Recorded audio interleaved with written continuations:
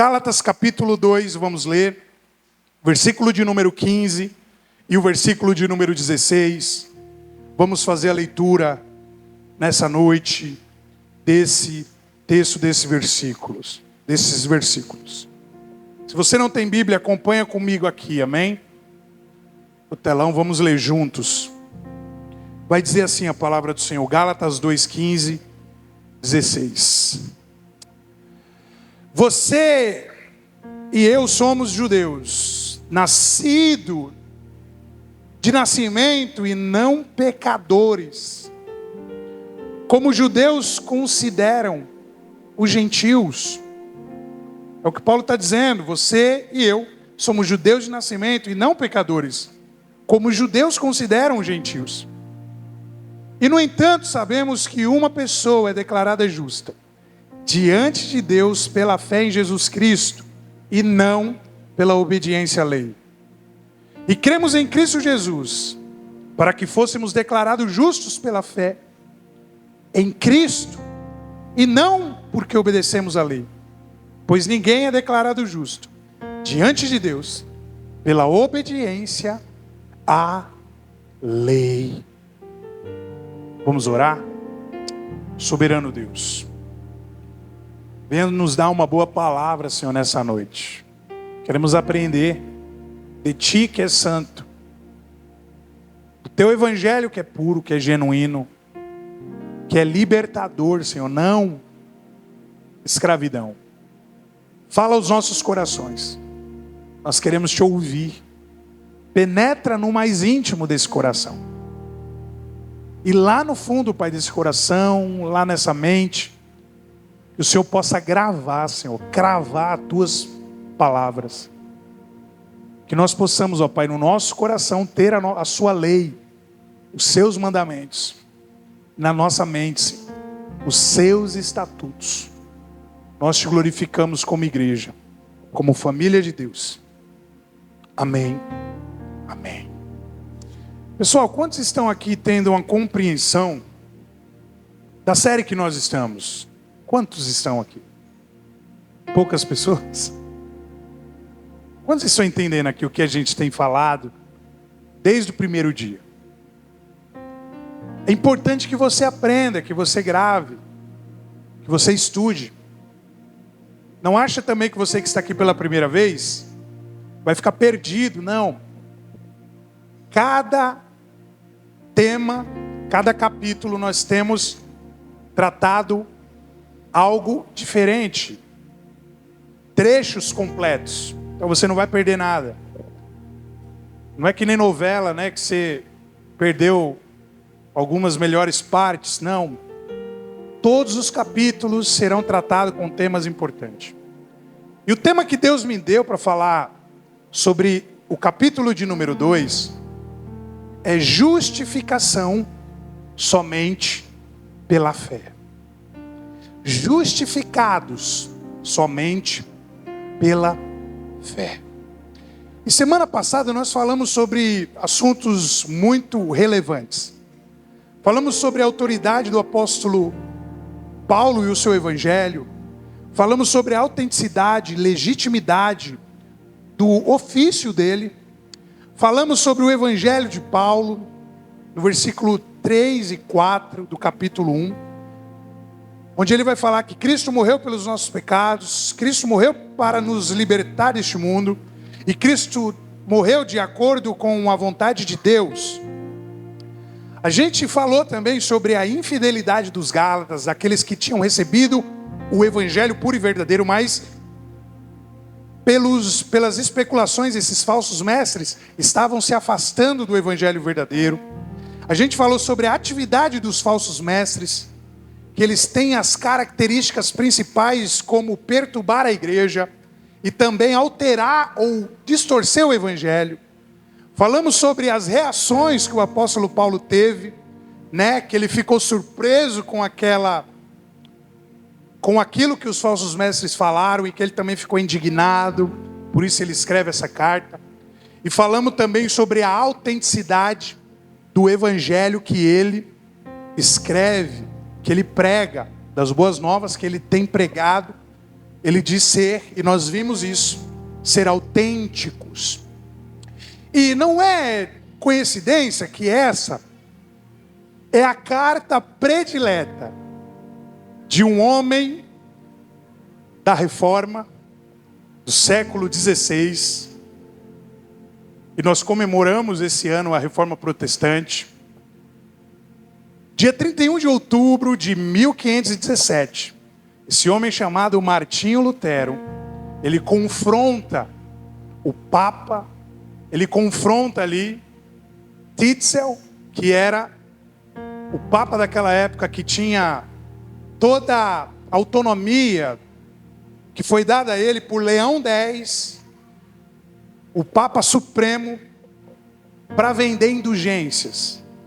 Ele queria construir a Catedral de São Pedro e ele queria colocar uma indulgência, uma lei, uma opressão sobre a igreja, dizendo que você poderia comprar terreno no céu, dizendo que você poderia, através do seu dízimo, fazer com que os seus pecados fossem perdoados. Talvez você não sabe o que é indulgência, tudo isso. Você pode comprar a sua salvação. Só que Martinho Lutero, ele combate. E essa era uma forma também de legalidade, ou legalismo, a partir da Igreja Católica, querendo impor aquilo que a Bíblia nunca falou. É por isso que nós temos que ter cuidado. E para Martinho Lutero, essa era a sua carta predileta, porque realmente colocava por terra toda a lei humana, todo o legalismo de papa, de falsos mestres, de falsos pastores, para que nós fôssemos salvos somente pela fé. E é isso que você tem que acreditar. Você não é salvo por nada daquilo que você possa fazer. Você é salvo somente pela fé. Se você tem fé em Jesus Cristo, automaticamente os frutos do Espírito que vai produzir na sua vida, como nós vamos chegar ainda em Gálatas, onde eles vão falar do fruto do Espírito, onde Paulo vai falar, você precisa expressar esse fruto na sua vida. Só que você não precisa de mais nada, você simplesmente tendo fé, você já tem a salvação direta com Deus. Então não há nada, irmão, não há nada que nós venhamos ter a nossa mente madura, não há nada que eu vá impor na sua vida que vai te fazer alcançar a salvação. Não há nada do que eu possa fazer, porque o sacrifício maior foi pago. Jesus já pagou o preço por nós naquela cruz, e nós só precisamos crer, apenas crer. Então por isso que essa era a carta predileta de Martinho Lutero, porque justamente tirava toda a autoridade dos líderes, dos papas, dos falsos mestres, aquilo que eles imaginavam ser necessário para a igreja, mas não tinha nada a ver com a Bíblia.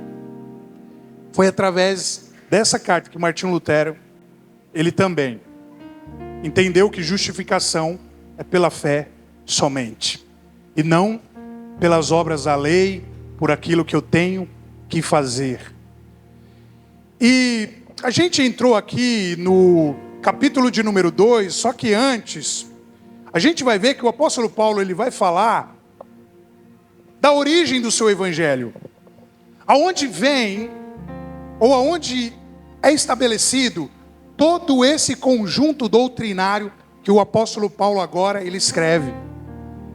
E no versículo de número 1, capítulo 1, versículo 17, lá no finalzinho, no 1, 17 e o 18, Paulo vai dizer que ele não recebeu esse evangelho diretamente, que ele recebeu, melhor dizendo, esse evangelho diretamente de Deus, e ele não recebeu dos apóstolos.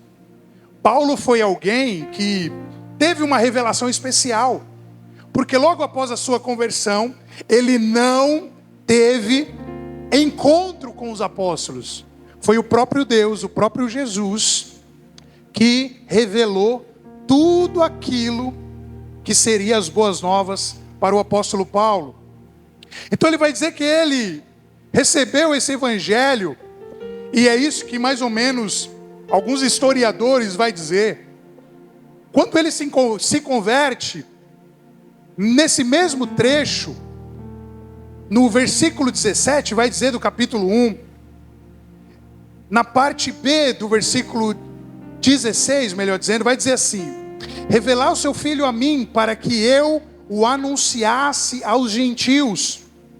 E ele vai dizer que quando isso aconteceu, quando Deus revela o seu filho a ele, ele não consultou ser humano nenhum. Versículo 17, o apóstolo Paulo vai dizer: tampouco subi a Jerusalém para pedir conselho daqueles que eram apóstolos antes de mim. E ele vai dizer: em vez disso eu fui para a Arábia e depois voltei à cidade de Damasco. E então, passado 3 anos, fui a Jerusalém para conhecer Pedro, com quem permaneci 15 dias. O apóstolo Paulo, diferente de Pedro, diferente de Tiago, de João, diferente daqueles homens que andaram com Jesus, ele se converte após Jesus já ter morrido, subido ao céu, e ele recebe agora a revelação direta de Deus. Ele se converte ali no caminho de Damasco, onde o próprio Jesus aparece para ele, e ele vai para a Arábia. E o que nós iremos entender? Que ele fica nesse momento de solidão, de meditação durante 3 anos, somente recebendo a revelação do Senhor, somente recebendo aquilo que seria as boas novas que ele pregaria aos gentios. Então o apóstolo Paulo, ele é o único apóstolo que ele não andou com os apóstolos para aprender o evangelho, mas ele recebe diretamente de Deus. Só depois de 3 anos é que ele vai se encontrar com Pedro, Tiago, e ele passa com ele apenas 15 dias, o que não seria o suficiente para ele escrever todo esse tratado teológico, toda essa mensagem do evangelho. Porque o apóstolo Paulo também é um dos que mais escreveu na nossa Bíblia. E ele vai dizer que ele não recebeu esse evangelho de homem nenhum, nem dos apóstolos. Ele vai dizer que não consultou ser humano nenhum. Ele vai dizer que recebeu esse evangelho direto de Deus. E aí a gente muda para o capítulo de número 2, onde ele vai falar que esse é o único evangelho. E o capítulo de número 2, o versículo de número 1, vai dizer que depois de 14 anos, ele vai ter o segundo encontro com os apóstolos. E agora ele já tem, é claro, que toda a sua base doutrinária, teológica, formada, porque o próprio Deus revelou a ele. Versículo 1 vai dizer do capítulo 2: 14 anos depois voltei a Jerusalém. Dessa vez com Barnabé e Tito também nos acompanhou. E nesse momento ele foi para ele ver se realmente tudo aquilo que ele tinha recebido de Deus tinha sincronia com aquilo que os apóstolos pregavam. E olha só o que ele vai dizer a partir do versículo 2 do capítulo 2. Do versículo 2 do capítulo 2, isso mesmo. Ele vai dizer: fui para lá por causa de uma revelação. Reuni-me em particular com os líderes e compartilhei com ele as boas novas que eu tenho anunciado. Ele vai dizer: depois de 14 anos que eu me converti, que Jesus me chamou, eu passei apenas 15 dias com eles. A revelação das boas novas foi Deus que me deu direto, e apenas depois de 14 anos é que eu fui encontrar com eles novamente, para anunciar a eles as boas novas que eu pregava, para ver se tinha sincronia. É isso que ele vai falar. Reuni-me em particular com os líderes e compartilhei com eles as boas novas que eu tenho anunciado aos gentios. E ele vai falar agora: eu queria me certificar de que estavam de acordo, pois temia que os meus esforços anteriores e presentes fossem considerados inúteis. No versículo de número 3, nós iremos ver o apóstolo Paulo escrevendo assim: mas eles me apoiaram e nem sequer exigiram que Tito, que me acompanhava, fosse circuncidado, embora ele fosse um gentil. Ele vai dizer que tudo aquilo que ele recebeu diretamente de Deus estava em sincronia com tudo aquilo que Pedro estava pregando, que João estava pregando, e que todos os apóstolos que estavam em Jerusalém estavam pregando. Ele vai dizer que após 14 anos, a gente vai ver que ele vai até eles, e é nesse exato momento que Paulo ele é inserido no corpo apostólico, porque a sua mensagem ela era autêntica, ela era verídica, ela tinha a ver com aquilo que Jesus nos deixou, e ele prova a veracidade do seu evangelho. Paulo também ele é aceito como um autêntico pregador aos gentios. E é por isso que quando ele encontra esses homens, esses apóstolos que andaram com Jesus, ele consegue provar que o evangelho que ele prega não era um evangelho diferente, era um único evangelho. Então, gente, a gente precisa tomar cuidado, porque tem muitos evangelhos sendo pregados por aí. Toma cuidado para você não estar buscando as obras da lei, obras meritórias. Cuidado com falsos líderes, com falsos mestres, porque talvez você pode estar se escravizando no lugar de ser liberto. É o que eu sempre tenho pregado, o evangelho que nos escraviza não é o evangelho que Jesus nos ensinou. O evangelho que nos escraviza não é o evangelho genuíno que Jesus nos passou. Nesse mesmo capítulo 2, ele vai falar sobre a verdade do evangelho. Ele vai falar que a verdade do evangelho ela é única e imutável. Ninguém pode acrescentar nada ao evangelho. Ninguém pode tirar nada do evangelho. Não precisamos de métodos melhores.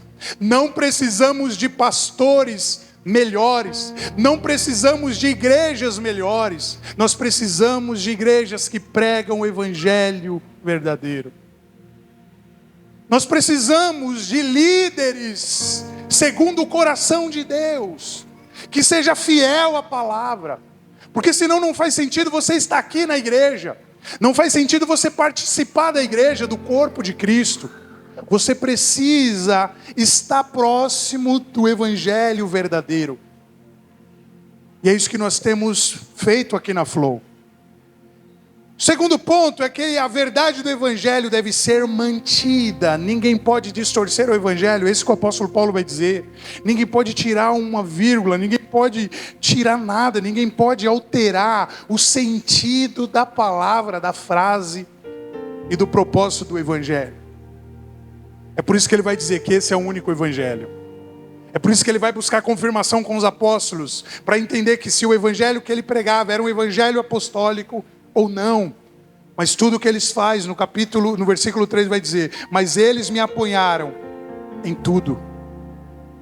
Paulo também vai chegar a um ponto que ele discorda do próprio Pedro, porque Pedro ele mostra a partir de alguns momentos uma conduta um pouco que vacilante, e ele vai falar sobre a conduta de Pedro.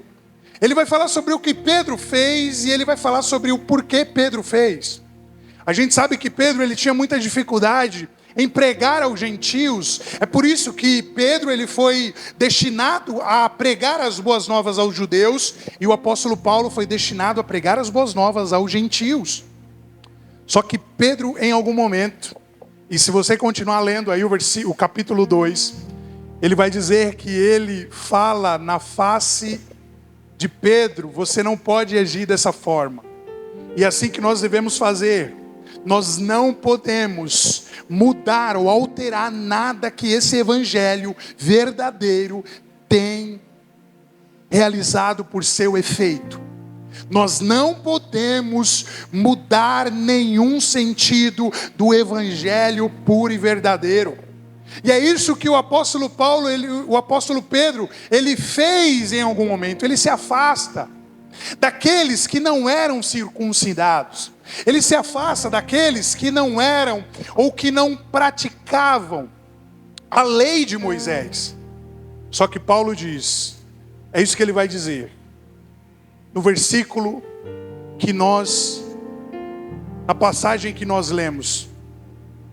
Ele vai dizer para Pedro o seguinte: Você e eu somos judeus de nascimento, e não pecadores, como os judeus consideram gentios. E no entanto sabemos que uma pessoa é declarada justa diante de Deus, pela fé em Jesus Cristo. Então você precisa ter a consciência de que você só é declarado justo pela fé somente. Quantos estão me entendendo nessa noite? Somente pela fé, irmão, nada mais. Somente pela fé. E é por isso que Paulo, ele vai repreender Pedro. Porque Pedro, em alguns momentos, ele se afasta daqueles irmãos que não era circuncidado, que não exercia parte da lei de Moisés. E nós temos que agir dessa forma. Nós não podemos permitir que o evangelho se propague de uma forma errada. Nós não podemos agir como Pedro, tentar adicionar algo além do sacrifício de Jesus. E nós também temos que agir como Paulo, repudiar aqueles que estão anunciando uma falsa doutrina, um falso evangelho.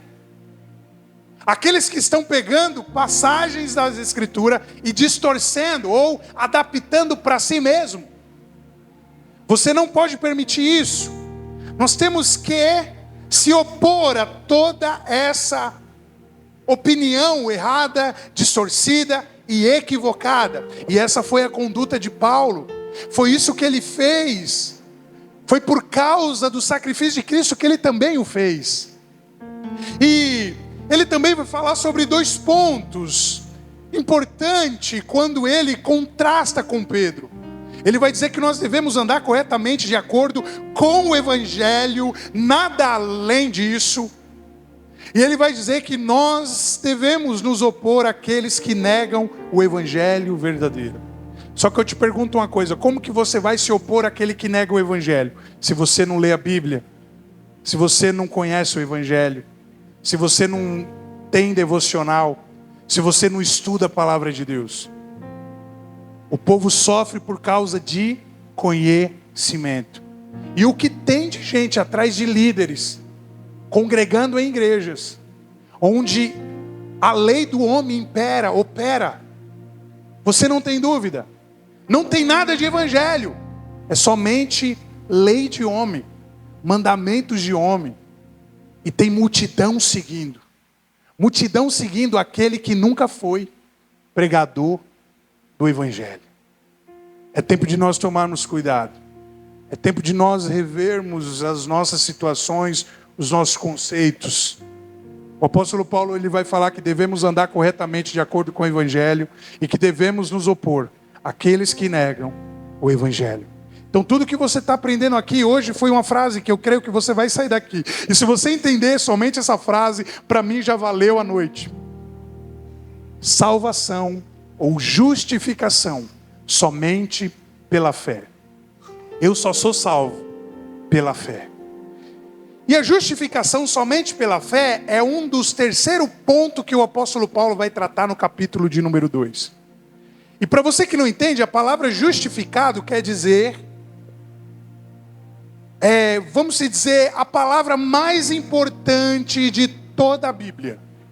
É a palavra justificado, ou justiça de Deus, ou justificação. É por isso que Lutero vai dizer que esta é a verdade do evangelho. Justificado é a verdade do evangelho. Lutero também vai dizer que é o principal, o mais importante, o mais especial da doutrina cristã. Justificação. Daqui a pouco eu já vou te explicar melhor o que é isso. Cranmer, ele vai dizer que é a rocha sólida e o fundamento da fé cristã. Justificação pela fé é a rocha sólida e o fundamento da fé cristã. E justificação é um termo que foi emprestado dos tribunais. E para quem mexe com essas coisas, com jurisdição, conhece, sabe o que eu estou falando. Para quem trabalha em tribunal, é um termo emprestado dos tribunais. E se refere exatamente ao oposto exato de condenação. Justificação é o oposto de condenação. Ou seja, condenar é declarar uma pessoa culpada. Justificar é declará-la sem culpa. É declará-la inocente ou justa. E nas Escrituras, a gente vai ver que essa palavra se refere ao favor imerecido. Eu e você não merecia, mas Jesus, pela sua graça, nos justificou. E naquela cruz, Ele, através de um ato público, Ele nos deu a condição de sermos santos, justos. Todo aquele que crê em Jesus, que crê na cruz, a partir de agora, é justificado pela fé. E justificado, você já entendeu, que é aquele pelo qual a culpa foi removida, é aquele pelo qual a condenação foi tirada, é aquele pelo qual a culpabilidade agora não opera mais. E é por isso que nós somos livres. Nós não podemos mais acreditar em um evangelho que nos escraviza, uma vez que nós somos justificados. Ah, pastor, mas eu pequei, mas eu cometi algo terrível. Não interessa, foi por você que Ele morreu. Aquilo que você não conseguiu fazer, Ele veio fazer. Não acha que é legal você continuar nessa vida do erro, do pecado, mas não se condene por algo que você fez. Você errou no passado, pede perdão a Ele, recomeça de novo. É por isso que Ele disse a Pedro, você tem que perdoar. Uma vez que Pedro disse, Senhor, quantas vezes nós temos que perdoar? E Ele disse 70 vezes 7. Mas Ele sabe que Pedro era incapaz de perdoar isso tudo. Mas o que é mais interessante é que aquilo que nós não conseguimos fazer, Deus enviou seu Filho Jesus para fazer por nós. E nós somos justificados. É como diz aquele hino que a gente canta, Colossenses, né? O fio que se rompeu, através de Jesus, agora foi religado. Nós éramos inimigos de Deus, mas agora somos amigos de Deus. Nós morremos com Ele, mas ressuscitamos com Ele. E naquele último dia, não é sobre os pecados que Ele vai tratar, porque a carta aos Hebreus vai dizer isso, mas é sobre todo aquele coração que, apesar de ter pecado, se arrependeu e pediu para Ele, me dá uma nova chance, eu quero recomeçar de novo.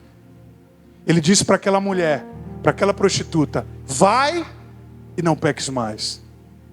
Só que Jesus sabia que ela iria pecar de novo. Só que a cada pecado que você cometer, entra no seu quarto, fecha a porta, dobra os seus joelhos. Peça para o Senhor tirar esse desejo maligno do pecado da sua vida. Pede perdão para Ele de coração e Ele vai te perdoar. Quantos estão me entendendo essa noite? E justificar é isso, é por isso que justificação somente pela fé. Ou seja, ato de culpa removido somente pela fé. Libertação, que é o oposto de condenação, somente pela fé em Jesus. Se você crê, Ele é suficiente para perdoar o seu pecado e te fazer escrever uma nova história.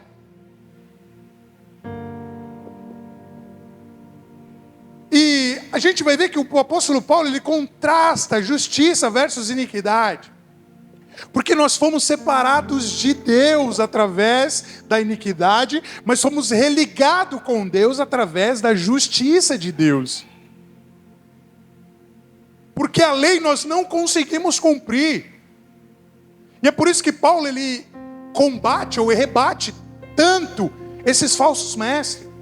Porque eles queriam que a igreja ainda vivesse no antigo sistema da lei. Mas irmão, quem aqui consegue cumprir a lei? Quem consegue cumprir a lei? Alguém consegue aí cumprir a lei? Alguém consegue? Ninguém consegue. É por isso que Jesus veio, para fazer aquilo que a gente, ou que nós somos incapazes de fazer. É por isso que Ele veio. E Ele vai falar sobre o contraste também, sobre a argumentação, no capítulo de número 2, na parte final. Ele vai dizer que a justiça pelas obras da lei era algo que os judaizantes ou os falsos mestres queriam que os cristãos realizassem. Mas ele também vai dizer que não é essa justificação pelas obras da lei que Jesus nos apresenta. Jesus nos apresenta justificação pela fé somente. E ele vai dizer que essa é a doutrina dos apóstolos. Então aqui a gente vê dois grupos em contraste. Um dizia que a salvação era pela lei, e esses eram os falsos mestres, os judaizantes, aqueles que pertenciam ao judaísmo. E outros diziam que a fé, que a justificação era somente pela fé, e esses seriam os apóstolos, aqueles que andou com Jesus, e era o grupo pelo qual o apóstolo Paulo fazia parte. E ele vai falar sobre todo o argumento crítico que esses homens faz a ele, mas que não tem autenticidade nenhuma. Tudo que vocês estão me falando não foi ou não é aquilo que Jesus nos ensinou. Agora imagine, irmão, se o apóstolo Paulo, ele se opõe contra, para dizer que a lei não era o que trazia salvação, a lei de Moisés. Se você abrir sua Bíblia em Gênesis, Êxodo, Levíticos, Números, Deuteronômio, você vai ver que é a lei. Ele vai dizer que nós não somos justificados pela lei. Imagine o que o apóstolo Paulo pregaria hoje, quando muitos líderes estão impondo sistemas e leis sobre a igreja, que nem faz parte de Gênesis, de Êxodo, de Números, de Deuteronômio. Ele podia ficar muito mais enfurecido com toda essa situação. Versículo de número 17 do capítulo 2. Mas se a busca da justiça por meio de Cristo nos torna culpado de abandonar a lei, isso torna Cristo responsável por nossos pecados?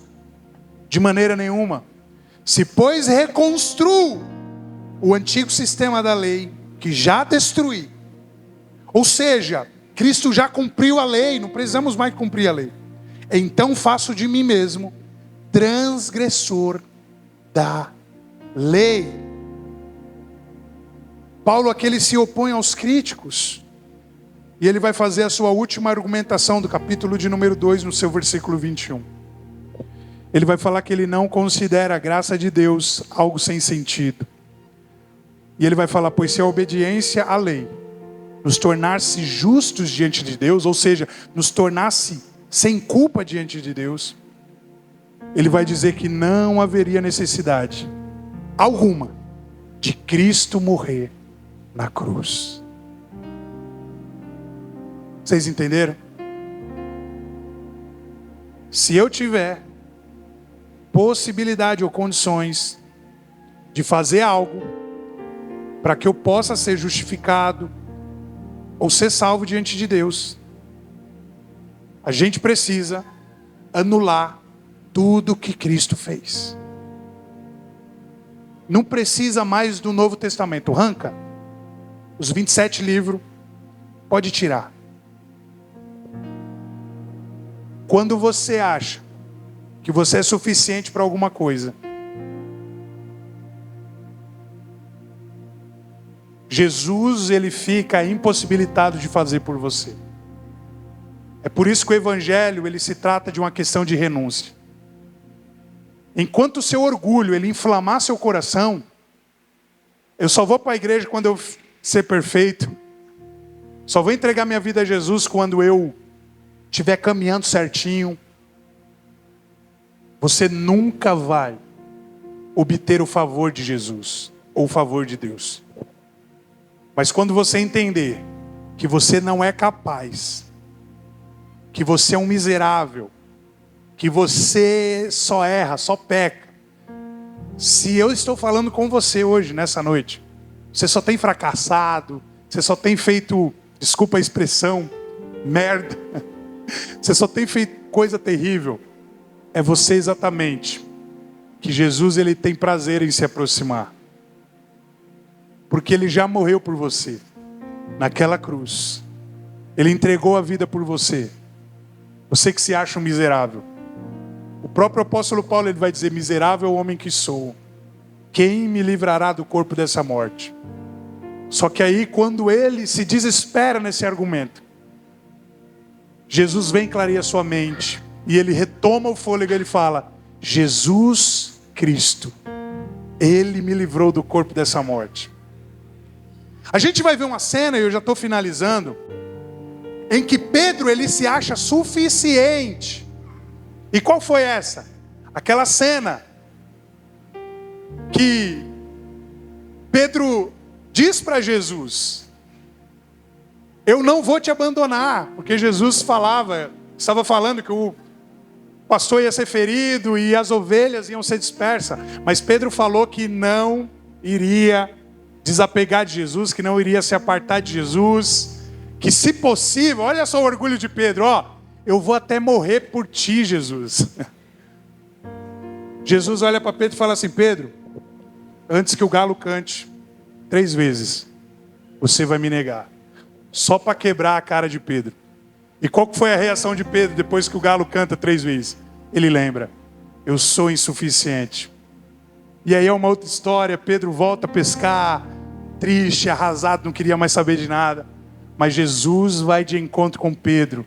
Porque se Pedro realmente tivesse capacidade de morrer no lugar de Jesus, o sacrifício de Jesus não iria valer de nada.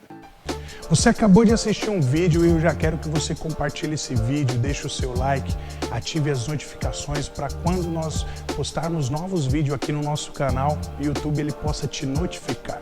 Que Deus abençoe sua vida, obrigado por assistir esse vídeo, até a próxima, que Deus te abençoe, um forte abraço, valeu!